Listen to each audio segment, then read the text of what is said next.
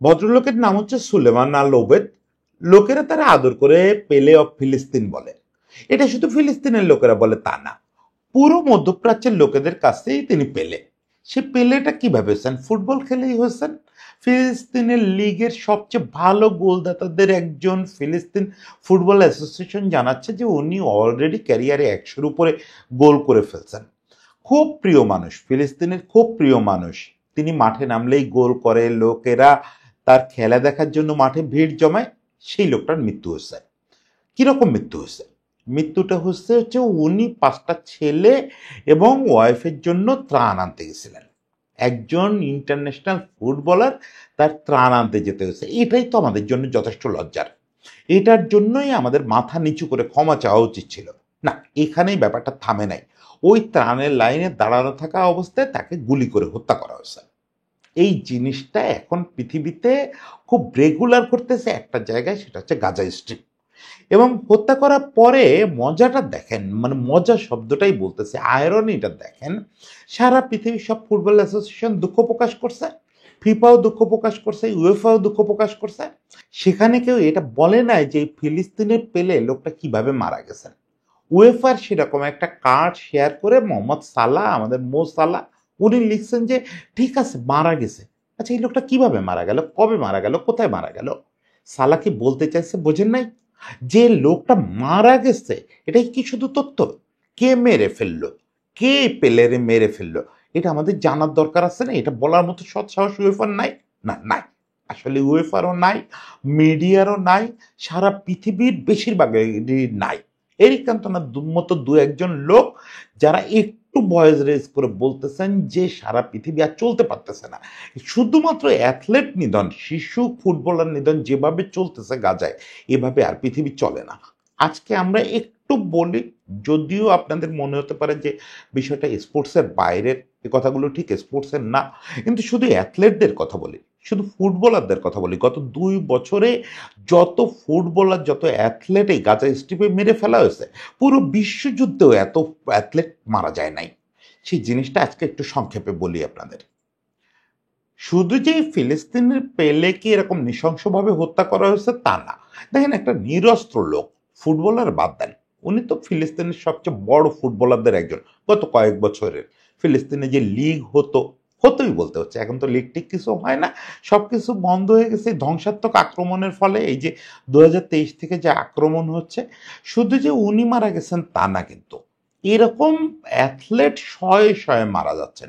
ধরেন, শুধু উল্লেখযোগ্য অ্যাথলেটদের কথা যদি বলেন, জাতীয় দলে খেলা অন্তত 10 জন খেলোয়াড়, এর মধ্যে রানিং জাতীয় দলের খেলোয়াড় অন্তত 6 জন মারা গেছেন গত 2 বছরে।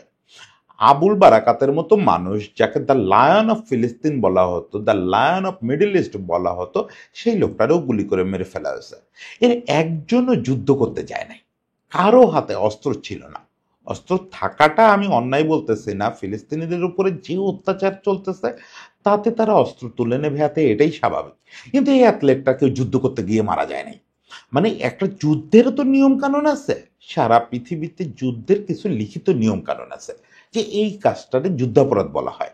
যুদ্ধ তো চলবেই, যুদ্ধ তো এই পৃথিবীতে আমরা থামাতে পারবো না। আমরা চাই যে একটা যুদ্ধহীন পৃথিবী থাকুক, যেখানে শান্তি থাকবে, যুদ্ধ থাকবে না। কিন্তু আমরা এটা পারবো না। আমরা যতই চাই, যতই ইউটোপিয়ান জগতে বসবাস করি, যুদ্ধ চলবে। যুদ্ধ চলবে কাদের ভিতরে? সশস্ত্র লোকেদের ভিতরে। দুই দেশের বাহিনী যুদ্ধ করবে, যাদের হাতে অস্ত্র আছে তারা যুদ্ধ করবে। আপনি নিরস্ত্র লোককে এভাবে হত্যা করতে পারেন না, সেটা ফুটবলার হোক, যেই হোক। শিশুদের হত্যা করতে পারেন না, নারীদের হত্যা করতে পারেন না। এটা ধর্মে নিষিদ্ধ, যুদ্ধের আইনে নিষিদ্ধ, জেনেভা কনভেনশনে নিষিদ্ধ। সেই কাজটা হচ্ছে এখানে। স্টেডিয়াম গুড়ায় দেওয়া হচ্ছে, একের পর এক স্টেডিয়াম গুড়ায় দেওয়া হচ্ছে। লিগের খেলা চলতেছে, প্যালেস্তাইন লিগের খেলা চলতেছে, এ অবস্থায় ওই স্টেডিয়ামে বোম্বিং করা হচ্ছে। ওখানে সাধারণ দর্শক মারা গেছেন, খেলোয়াড় মারা গেছেন। সব মিলে দেখেন, ইউরোপিয়ান মিডিয়া বা এই পশ্চিমের মিডিয়ার প্রত্যেকটা কথা বিশ্বাস করার কোনো কারণ নাই। ইউরোপিয়ান মিডিয়ার ধারণা, যে ইউরোপিয়ান মিডিয়ারই ধারণা, তারাই ধারণা করতেছে যে গত 2 বছরে 400-এর উপরে অ্যাথলেটকে, নিরস্ত্র অ্যাথলেটকে এভাবে হত্যা করা হয়েছে। গণহারে গুলি করে হত্যা করা হয়েছে, কখনো এরকম ত্রাণের লাইনে থাকা অবস্থায় হত্যা করা হয়েছে, প্র্যাকটিস গ্রাউন্ডে হত্যা করা হয়েছে। প্যালেস্তাইন যে ফুটবল অ্যাসোসিয়েশন আছে, প্যালেস্তাইনের যে অ্যাথলেটিক্স অ্যাসোসিয়েশন আছে, তাদের একটা হিসাব আছে। তারা আজকে যে প্রেস রিলিজ পাঠাচ্ছেন বিভিন্ন মিডিয়াতে, সেখানে তারা বলছেন যে শুধুমাত্র 600 ফুটবলার মারা গেছে এই 2 বছরে। 600 ফুটবলার মারা গেছে। এবং একটা মোটামুটি নিরপেক্ষ হিসাব যদি বলেন, নিরপেক্ষ হিসাব আজকের দিনে পাওয়া এইসব বিষয়ে প্রায় অসম্ভব। কে নিরপেক্ষ হিসাব আপনাকে দেবে? আর প্যালেস্তাইনিদের এই অবস্থা নাই এখন যে গুনে গুনে বের করবে কোথায় আমাদের অ্যাথলেটটা মারা যাচ্ছে। ওদের তো মানুষ মারা যাচ্ছে, প্রতিদিন শিশু মারা যাচ্ছে। তো মোটামুটি একটা ধারণা করা হচ্ছে যে 2023 থেকে এই পর্যন্ত প্রায় 1000 অ্যাথলেট, বিভিন্ন খেলার সঙ্গে জড়িত অ্যাথলেট এই নিরস্ত্র অবস্থায় থাকা অবস্থায় তাদের মেরে ফেলা হয়েছে। এর ভিতরে একটা অংশ না খেতে পেয়ে মারা গেছে, বাকিরা সবাই অস্ত্রের আঘাতে মারা গেছে। না খেতে পেয়ে মারাটাও কিন্তু যুদ্ধাপরাধ। আপনি যুদ্ধ চলা অবস্থায় কোনো জায়গায় অবরুদ্ধ করে রাখতে পারেন না, কোনো জায়গায় ত্রাণ পাঠানো বন্ধ করতে পারেন না। ফলে এই যে না খেয়ে যে লোকগুলা মারা যাচ্ছে, যে অ্যাথলেটটা মারা গেছে, এরাও কিন্তু যুদ্ধাপরাধের শিকার। একই সঙ্গে বিভৎস একটা তথ্য শোনেন, আমি আজকেই পড়তেছিলাম এটা আল জাজিরার রিপোর্টে, যে এই যে নাম্বারটা, এই যে আমরা অনুমান করতেছি 1000-এর কাছাকাছি অ্যাথলেট মারা গেছে, অনুমান মানে নিরপেক্ষ মিডিয়াগুলো অনুমান করতেছে এই সংখ্যাটা আরো বেশি হতে পারে। প্যালেস্তাইন ফুটবল অ্যাসোসিয়েশন বলতেছে 600-র মতো ফুটবলার মারা গেছে। এটাকে আমরা মোটামুটি অ্যাকসেপ্টেবল মনে করতে পারি, অ্যাজ তারা তাদের রেজিস্টার ফুটবলের সংখ্যা জানাইছে। এখানে কিন্তু এটা মাথায় রাখেন যে অ্যামেচার ফুটবলার যা মারা গেছে সেটা কোনো গণনায় আসে নাই, এগুলো সব রেজিস্টার ফুটবলার। সেখানে এই যে 600-র মতো রেজিস্টার ফুটবলার মারা গেছেন, এর ভিতরে 100-র উপরে শিশু ফুটবলার, মানে বিভিন্ন বয়স ভিত্তিক ফুটবলার। এরা বিভিন্ন ক্লাবে খেলতো, বাচ্চা বাচ্চা ফুটবলার, 5 বছর বয়সী, 15 বছর বয়সী বিভিন্ন বাচ্চা বাচ্চা ফুটবলার, তারা পর্যন্ত গোলার আঘাতে মারা গেছে। স্টেডিয়ামগুলো ধ্বংস হয়ে গেছে, জিম ধ্বংস হয়ে গেছে, প্র্যাকটিস গ্রাউন্ড ধ্বংস হয়ে গেছে। প্র্যাকটিস চলতেছে, বাচ্চাদের প্র্যাকটিস চলতেছিল, সে অবস্থায় সেখানে এসে গোলা পড়ছে। এই পুরো ব্যাপারটা আপনি কি মোহাম্মদ সাল্লাহর মতো আপনারও মনে হয় না যে একবার একটু জিজ্ঞেস করি যে আসলে এই লোকগুলো কিভাবে মারা যাচ্ছে? কেউ একটা মিডিয়াতে, এই যে আমি বিবিসি দেখতেছিলাম, টেলিগ্রাফ দেখতেছিলাম, কেউ নিজেরা বলতেছে না যে পেলেকে এইভাবে, প্যালেস্তাইনের পেলেকে এইভাবে মারা হয়েছে, এরকম ত্রাণের লাইনে দাঁড়ানো থাকা অবস্থায় তারে গুলি করে মারা হয়েছে। সবাই এরা বলতেছে যে ফিলিস্তিনের ফুটবল অ্যাসোসিয়েশন এরকম দাবি করছে। কেন দাবি করতে হবে কেন? আপনাদের সংবাদদাতারা ওখানে আছে না? ওখানে না থাক, তারা তো নানা সূত্র থেকে সংবাদ পাচ্ছে। এই কথাটাও বোল্ডলি বলার মতো সাহস নাই, এইটুকু বলার মতো মানবতা নাই। সালাই এটাই জিজ্ঞেস করছে। সালাই এমন না যে ওই ফটোকার্ডটা শেয়ার করে জানতে চাইছে আসলেই যে এই ফিলিস্তিনের পেলে কিভাবে মারা গেছে। সে তো সবই জানে। সে জানতে চাইছে ইউএফএর কাছে যে আপনার এইটুকু সাহস নাই যে আপনি বলবেন যে এই লোকটারে হত্যা করা হয়েছে, এই লোকটা যুদ্ধাপরাধের শিকার। এইটুকু বলার মতো সাহস ইউএফএর নাই, কারোরই নাই, ফিফারও নাই। সবাই শুধু শোক জানাচ্ছে। কেন শোক জানাচ্ছেন?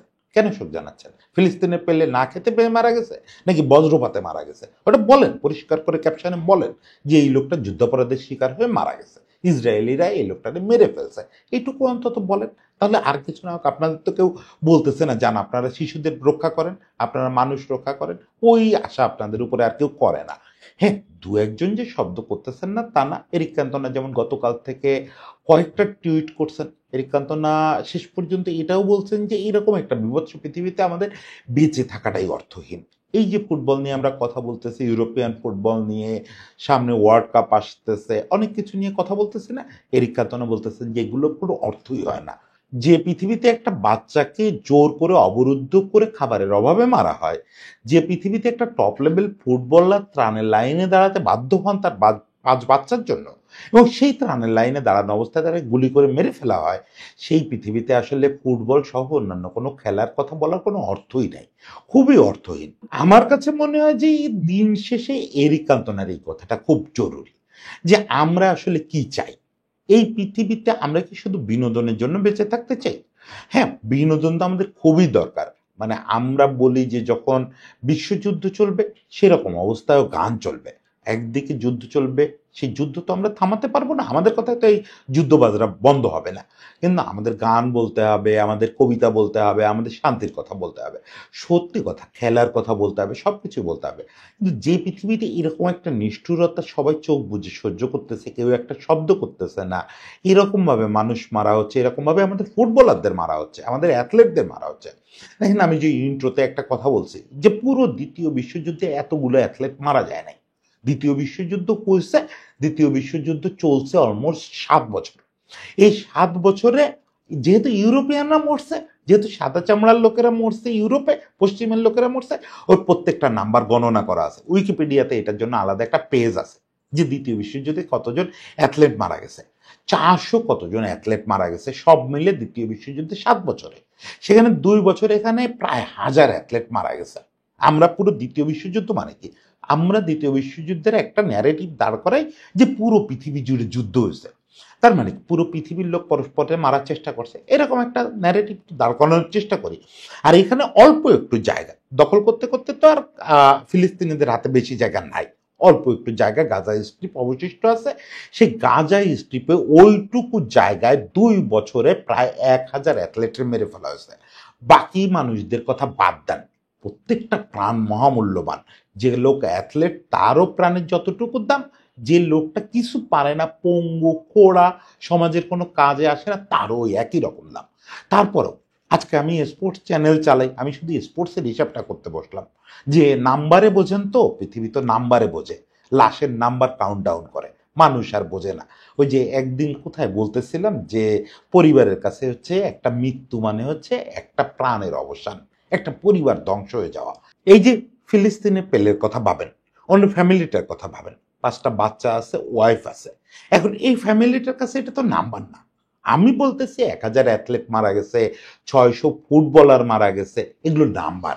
আপনাদের নাম্বার শুনতে ভালো লাগে, মানে ওয়ার্ডের কথা বলতেছি, ওয়ার্ড মিডিয়া নাম্বারে হিসাব করে সবকিছু। তাদের কাছে এক একটা মৃত্যু হচ্ছে, এক একটা মাথা হচ্ছে এক একটা নাম্বার, নাম্বারে এক বাড়ে, তারা পার্সেন্টেন্সে হিসাব করে যে এতজনের মধ্যে কতজন মারা গেল, এক রাতে কতজন মারা গেল। এইটা নাম্বার, নাম্বারে বোঝেন তো, একটু নাম্বারেই বোঝার চেষ্টা করেন না যে 7 বছরে আপনি 400 অ্যাথলেট হারাইছেন বিশ্বযুদ্ধে। ওইটা আপনার কাছে অনেক বেশি মনে হয় না যে বিশ্বযুদ্ধে কতগুলো অ্যাথলেট মরে গেছে? এগুলো নিয়ে আপনারা সিনেমা বানান, শিল্ডার স্লেট বানান, অমুক বানান, তমুক বানান, কত কাঁপানো কাঁপানো সিনেমা বানান। আর এখানে 2 বছরে 1000-এর উপরে অ্যাথলেট মারা গেছে, এটা নিয়ে কোনো কাব্য নাই, কোনো কথা নেই, কিচ্ছু নেই। সবাই একটা দায় সারা বিবৃতি দিয়ে বাঁচলে পারে আর কি, যে হয়েছে ওই তো আমাদের ফুটবল অ্যাসোসিয়েশনের মেম্বার তো, ওদের একজন ফুটবলার মারা গেছে, একটা বিবৃতি তো দিতেই হয়, না হলে লোকে মন্দ বলবে। এই জন্য একটা বিবৃতি দেওয়া, একটা ছবি দেওয়া।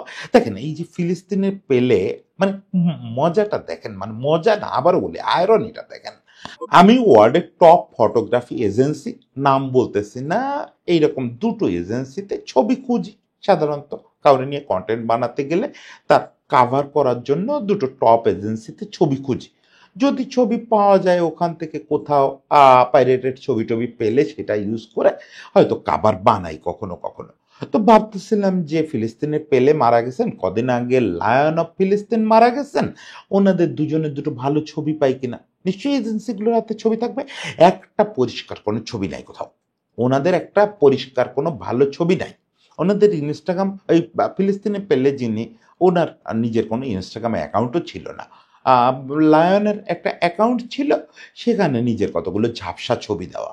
ফিলিস্তিনের পেলে যিনি, ওনার কিছু ফিলিস্তিনের মিডিয়ায় কিছু ছবি আছে, সেগুলোই ঝা চকচকে ছবি না। ইউরোপে আপনি মেসির ছবি, রোনালদোর ছবি যেরকম ঝা চকচকে দেখেন, ওরকম ছবি নাই। ইউরোপিয়ান কোনো মিডিয়ায় ওনাদের কোনো উল্লেখযোগ্য ছবি নাই, কোনো এজেন্সিতে ওনাদের ছবি নাই। কেন? এই জায়গাটা কি পৃথিবী থেকে মুছে গেছে? ওই যে আমরা ছোটবেলায় রহস্য উপন্যাস পড়তাম যে পৃথিবী থেকে একটা চ্যাপ্টার, একটা অংশ, একটা টাইম হঠাৎ করে উধাও হয়ে যায়। আমার কাছে এই পুরো ব্যাপারটা গোটাগুটি করতে গিয়ে মনে হচ্ছিল যে আমাদের পৃথিবীতে যে যে গাজা এগুলো চলতেছে, বা গাজাতে এই লোকগুলো মারা যাচ্ছেন, এইভাবে মেরে ফেলা হচ্ছে, এটা কেমন যেন আমাদের বাকিদের কাছে, বাকি বিশ্বের কাছে মনে হচ্ছে যে না, এটা হচ্ছে না। মানে এটা কেমন যেন একটা অদৃশ্য ব্যাপার। এই লোকগুলোর অস্তিত্ব নাই, এই যুদ্ধটার অস্তিত্ব নাই, যুদ্ধ তো নাই, এই আক্রমণের অস্তিত্ব নাই, যুদ্ধটা কোথায়?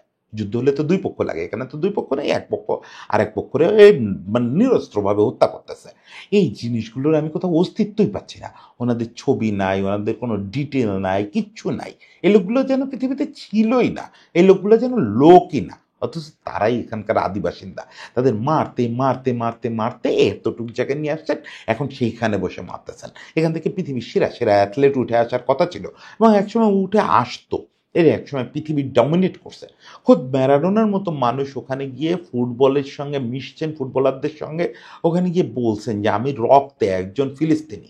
ম্যারাডোনা বলছেন, আরও অনেকে বলছেন, অনেকে মেশার চেষ্টা করছেন। এই জাত পাত ধর্ম নির্বিশেষে মানুষ ফিল করে যে যারা মানুষ সত্যিকারের। এরিক কান্তনা ফিল করেন, ম্যারাডোনা ফিল করেন, এরকম দু চারজন ফিল করে। বাকিরা সবাই মনে হয় যে একটা অদৃশ্য আলোচনা শুনতেছে, মনে হয় সিনেমা একটা অংশ দেখছিলাম, ওটা চলে গেছে, ব্যাস খবরের ওই অংশটা চলে গেছে, ফিলিস্তিন বলে আর পৃথিবীতে কিছু নাই। যাক, পুরো ফিলিস্তিন নিয়ে কথা বলার অধিকারও আমার নাই, ওই বোধভাষীও নাই, ওই অথরিটিও নাই। শুধু এটুকু বলি, ওই আবার ওই কথাটা যে দ্বিতীয় বিশ্বযুদ্ধে 400 অ্যাথলেট মারা গেছে, সেটাকে আপনাদের কাছে যত গুরুত্বপূর্ণ মনে হয়, তার থেকে কম গুরুত্বপূর্ণ মনে হয় যে 2 বছরে 1000 অ্যাথলেটকে, নিরস্ত্র অ্যাথলেটকে এভাবে মেরে ফেলা হয়েছে। এরপরেও আমরা চুপ করে আছি। মোহাম্মদ সাল্লাহর প্রশ্নটার উত্তর কেউ কি আমরা দিতে পারবো না, যে এই লোকটা কিভাবে মারা গেল, এই লোকটা কোথায় মারা গেল, কেন মারা গেল? এই প্রশ্নটার উত্তর পাওয়ার অপেক্ষায় থাকলাম। সালাও যেরকম অপেক্ষায় আছেন, আমরা পুরো পৃথিবীবাসী অপেক্ষায় আছি। আমি জানি আরও কয়েকজন ফুটবলার ইতিমধ্যে শাস্তি পেয়েছেন, ইতিমধ্যে ক্লাব রেজিস্ট্রেশন পর্যন্ত বাতিল হয়ে গেছে। সালার মতো ফিগার বলে রাতারাতি হয়তো লিভারপুল বা কেউ তার বিপক্ষে অ্যাকশন নিতে পারবে না। আমাদের হামজা ফিলিস্তিন নিয়ে কথা বলতে গিয়ে, ফিলিস্তিনের পতাকা প্রদর্শন করতে গিয়ে তার ইংল্যান্ডের ক্যারিয়ারটা কিভাবে শেষ হয়ে গেছে সেটা আমি আগে একদিন বলছি, ওই জন্য আবারও বলবো। এখন যারা একটু মানবিক তারাও কথা বলতে ভয় পাচ্ছে। এই জায়গাটায় সালা বা হামজা আমাদের বয়েজ হয়ে আছে, তারা প্রশ্ন করতেছে, পারলে প্রশ্নটার উত্তর দেন। প্রশ্নের উত্তর শোনার অপেক্ষায় থাকলাম। সবাই ভালো থাকবেন।